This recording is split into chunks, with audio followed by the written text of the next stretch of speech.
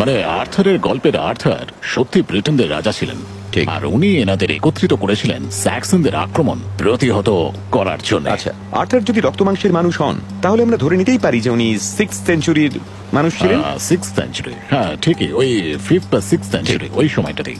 আর তাই যদি হয়, আর্থার ছিলেন ডার্ক এজের মানুষ। তিনি ছিলেন একজন বিত্তবান রাজা, তার একটা বিশাল বড় পাথরের দুর্গ ছিল, অথবা বর্মপরা যোদ্ধা বা ক্রুসেড বা হোলি গ্রেলের কোয়েস্ট, এই সবই ভুলে যেতে হবে, কারণ এসবই হয়েছে আরো কয়েকশো বছর পরে মধ্যযুগে। সেই সময় রোমান্টিক লেখকেরা আর্থারকে নিয়ে গল্প তৈরি করতে শুরু করেন।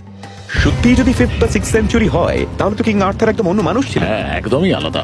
আমরা মিডিভেল নাইটদের যেসব ছবি কল্পনা করি তার সঙ্গে ওনার কোনো মিলই নেই। ওনার সময় এমন শিভালরি, মেডিভেল আর্মার এসব কিছুই ছিল না। ঘোড়ার পিঠে ওনার কাল্পনিক ছবিটা সত্যি দারুণ। ওনাকে অনেকটা রোমান সেনাদের মতো দেখতে এখন ছিল। প্রশ্ন হলো, এই দুর্গ 13th সেঞ্চুরির, কিন্তু আর্থার ছিলেন 5th বা 6th সেঞ্চুরির মানুষ। তাহলে এই দুর্গের আগে এখানে কি ছিল?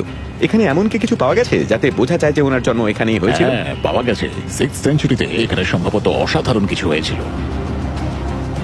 এই 13th সেঞ্চুরির ধ্বংসাবশেষের নিচে আরো পুরনো স্ট্রাকচারের প্রমাণ পাওয়া গেছে, যার বেশিরভাগই এখনো খনন করা হয়নি।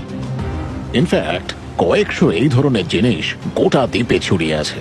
মানে কোনো এক সময় এখানে বড় কোনো সেটেলমেন্ট ছিল। রিসেন্টলি আমরা দারুণ একটা জিনিস পেয়েছি, ভীষণ রেয়ার একটা ইনস্ক্রিপশন। সত্যি? ওয়াও, এটা তো দারুণ ব্যাপার। কিন্তু সব থেকে ইম্পর্টেন্ট হচ্ছে এইটা, ARTOG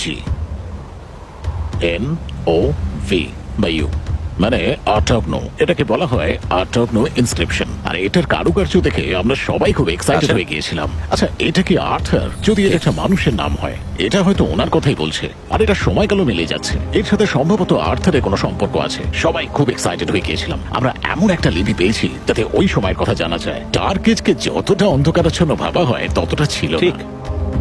এই আবিষ্কার থেকে কিছু নিশ্চিত করে বলা যাচ্ছে না, তবে এর থেকে বোঝা যাচ্ছে যে এই টিনটাজেলে প্রাচীনকালে কিং আর্থার নামের কেউ হয়তো জন্ম নিয়েছিলেন।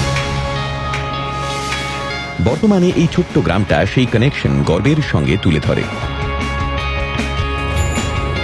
লেজেন্ড অনুযায়ী আর্থার পাথরের মধ্যে থেকে সে বিখ্যাত সোর্ডটা টেনে বার করার পরই রাজা হন। আর এবার আমার সুযোগ এসেছে রাজা হওয়ার।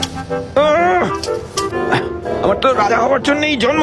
আমি তুলবই, হাতটা তলা দিয়ে নিলেই হবে। ওরে ওঠ, প্লিজ প্লিজ। ওরে ওরে ওঠ না রে, উঠে পড় প্লিজ, আমাকে রাজা হতেই হবে। আচ্ছা, আমাকে একটা করার দিন তো। আর এখানকার স্থানীয় মানুষজন তাদের হোম টাউন হিরোর নামে বেশ কিছু অর্থ রোজগারও করে নিচ্ছেন।